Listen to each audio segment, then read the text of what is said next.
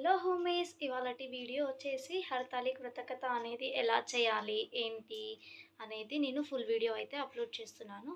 So short video already upload చేశాను. So ఎవరైనా చూడాలనుకుంటే వెళ్ళి చూడొచ్చు.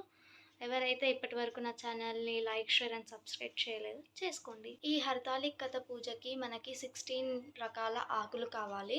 ఎన్ని రకాలైతే తీసుకుంటామో అన్ని రకాలు కూడా ఒక ఆకు 16 ఉండాలి. పువ్వులు కూడా సేమ్ అంతే, 16 వెరైటీస్ అండ్ ఒకటి 16 ఉండాలి అన్నమాట కౌంట్. సో ఈ హర్తాళిక్ పూజ అయితే ఎవరైతే మ్యారేజ్ కాలేదో వాళ్ళు స్టార్ట్ చేస్తారు. సో మ్యారేజ్ అయినాక కూడా మనం ఈ పూజను అయితే కంటిన్యూ చేస్తూ ఉండాలి. ఎవ్రీ ఇయర్ గణేష్ ఫెస్టివల్కి ముందు రోజు అయితే హర్తాళిక్ పూజ చేస్తారు. ఇప్పుడైతే డెకరేషన్ అనేది స్టార్ట్ చేస్తున్నాము. మా మమ్మీ హెల్ప్ కూడా తీసుకున్నాను. సో ముందుగా ఒక రాడ్కి సేమ్ టైప్ ఆఫ్ చున్నీస్ తీసుకొని వన్ సైడ్ ఒక చున్నీ, ఇంకో సైడ్ ఇంకో చున్నీ వేసేసి ఇలా టై చేసేసుకున్నాము. తరువాత ఇక్కడ మధ్యలో పైనకి లేవకుండా ఒక పిన్నీస్ అయితే పెట్టేసాము.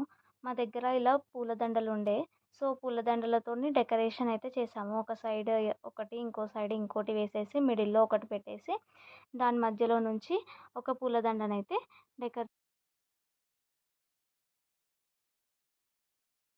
డెకరేషన్ మొత్తం అయిపోయాక ఇలా నేను పువ్వులనైతే కలెక్ట్ చేసుకున్నాను.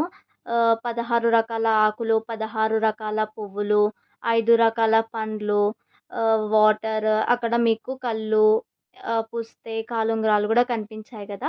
ఇవి పార్వతీ మాతకి పెట్టడానికైతే తీసుకున్నాను. మనకి ఎలాంటి ఫ్లవర్స్ అయినా తీసుకోవచ్చు, మనకి మార్కెట్లో దొరికేవి చెట్టువి.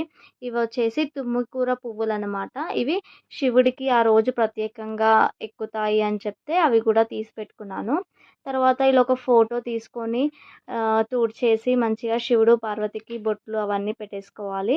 ఒక పెద్ద పరాతు తీసుకొని అందులో 2 టేకాకులను అయితే వేసుకొని దాంట్లో మనం మట్టితో శివుడి లింగం మరియు పార్వతీదేవి ప్రమిదను చేసుకోవాలి.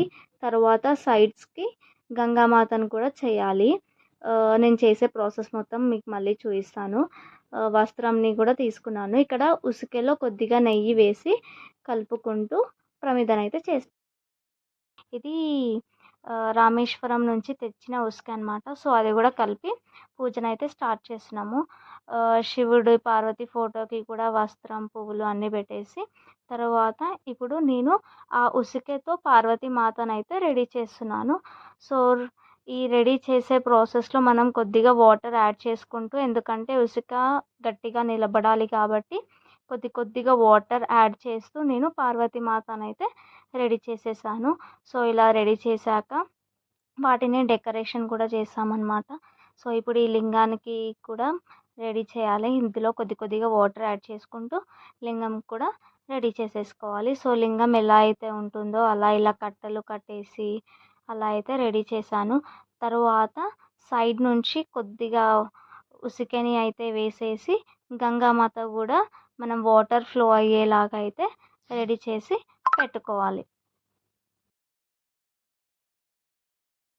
సో అలా లింగం పార్వతీమాత రెడీ చేసుకున్నాక పార్వతీమాతకి కళ్ళు, మన దగ్గర ఉంటే కళ్ళు, మాతకి పుస్తే, బొట్టు, కాలుంగరాలు అన్నీ పెట్టేసుకోవాలి. తర్వాత మనం సైడ్స్కి పువ్వులు, పండ్లు అన్నీ పెట్టేసుకోవాలి. ప్రత్యేకంగా మక్క బుట్టను పెట్టాలి. తర్వాత గౌరమ్మ చేసి గౌరమ్మని పెట్టి వాటికి కూడా వస్త్రం వేసేయాలి. తర్వాత శివుడి పైన మనం విభూతిని అయితే వాటర్లో కలిపేసుకొని సో ఆ లిక్విడ్ని లింగం పైన వేసేయాలి. తర్వాత అన్ని దేవుళ్ళకి అన్నిటికీ పువ్వులు అయితే పెట్టేసుకోవాలి. తర్వాత నేను శివుడు, పార్వతికి అభిషేకం అయితే చేస్తున్నాను. సో ఫస్ట్ వాటర్ తీసుకొని శివుడు, పార్వతి పైన చల్లి తర్వాత పాలు, పెరుగు, నెయ్యి, తేనె, చక్కెరతో ఈ పంచామృతాలతో అభిషేకం అయితే స్టార్ట్ చేశాం. సో ఇలా అభిషేకం చేశాక ఇంకో గ్లాస్లో